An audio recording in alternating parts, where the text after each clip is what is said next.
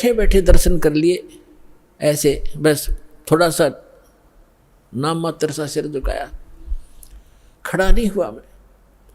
अब गुरुजी तो आए थे अपना लगे पूजा पाठ करने मंदिर में, एक कोने में बैठकर वह आकाशवाणी हुई मंदिर में, कह रहे दुष्ट तूने अपने गुरु का अनादर किया है, तुझे 1,00,000 वर्ष के लिए नरक में डालता हूं। भगवान शिव की आकाशवाणी हुई, क्योंकि ब्राह्मण शिव का पुजारी था। अब वो आकाशवाणी सुन ली गुरुजी ने, उसने कहा अरे बेटा भूषण, उसका नाम कुछ और था उसमें, बेटा भगवान क्यों नाराज हो गया तेरे से। गुरुजी ने नहीं ध्यान दिया कि इसने मेरा आदर किया या अनादर किया।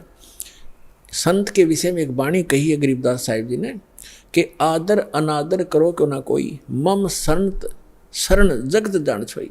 अब संत ये नहीं देखते आदर अनादर को, लेकिन शिष्य को हानि घनी हो जाती है जो आदर नहीं करता, नियमित नहीं रहता। तो उस गुरु ने पूछा बेटा क्या गलती करती, भगवान आपसे क्यों रुष्ट हो गए, अक्षमा याचना कर, दयालु है भगवान, माफ कर देंगे तेरे को। और खुद भी अर्ज की, हे भगवान बच्चा है आपका, गलती होगी, बालक है, क्षमा करो।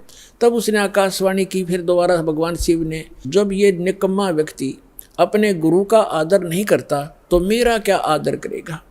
गुरु एक रिहर्सल करनी होती है गुरु जी को भगवान की तरह मानकर, क्योंकि हम जैसा व्यवहार गुरु जी के यहाँ कर रहे हैं तो परमात्मा इस रूप में आपको वहाँ ऊपर जा कर के आपकी परीक्षा लेगा।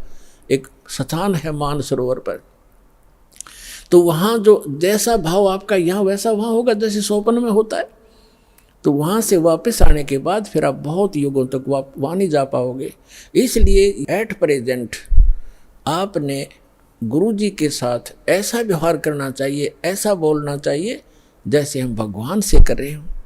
तो इस प्रकार ना करने से तब उसने कहा कि इसने आपका अनादर किया, आपका नहीं मेरा अनादर किया, इसको 1,00,000 वर्ष तक नरक में डालूंगा।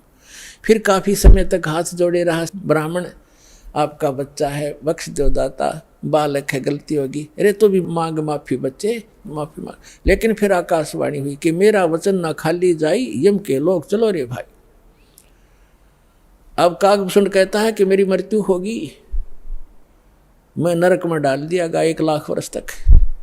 लेकिन थोड़ी बहुत जो कलम चढ़ी थी, थोड़ी बहुत भक्ति प्रारंभ की थी प्राथमिक, उसका लाभ मिला। अगले जन्म में मुझे मनुष्य जीवन मिला, 1,00,000 वर्ष नरक भोग गए। मनुष्य जीवन मिला तो मैंने एक लोमस ऋषि के साथ वाद विवाद कर दिया, उसने मुझे श्राप दे दिया, अरे चंडाल तो चंडाल के घर जन्म हो तेरा, वाद विवाद करता है।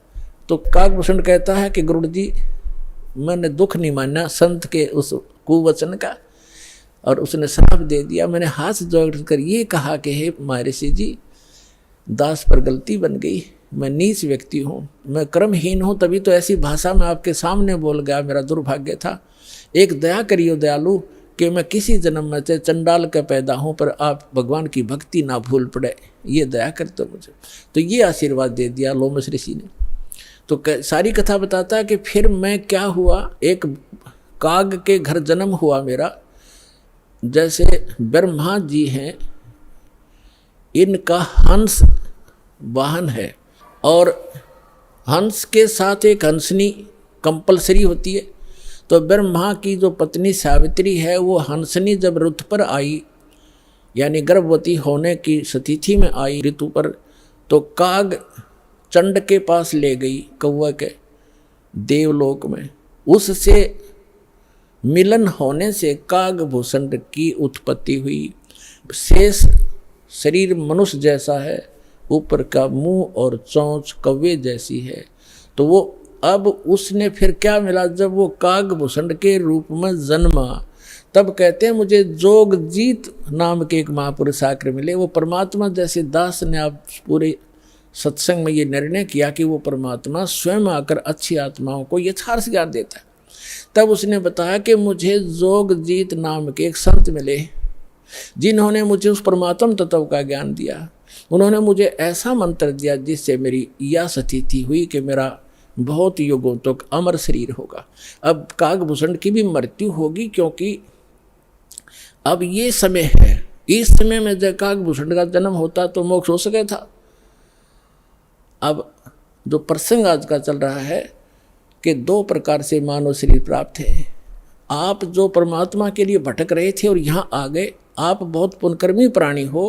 पिछले जन्म में भी आप मानव थे और मानव जैसा स्वभाव है। जहाँ कहते हैं लाइन लगा लो, लाइन लगा लेते हो। जहाँ कहते हैं यहाँ ऐसे बैठ जाओ, वहाँ जाओ, ये करवा लो। तो क्योंकि आप सभ्य हो और ऐसे व्यक्तियों को शीघ्र ही ज्ञान प्राप्त हो जाता है, शीघ्र ही ढल जाते हैं जैसे संत ढालना चाहता है।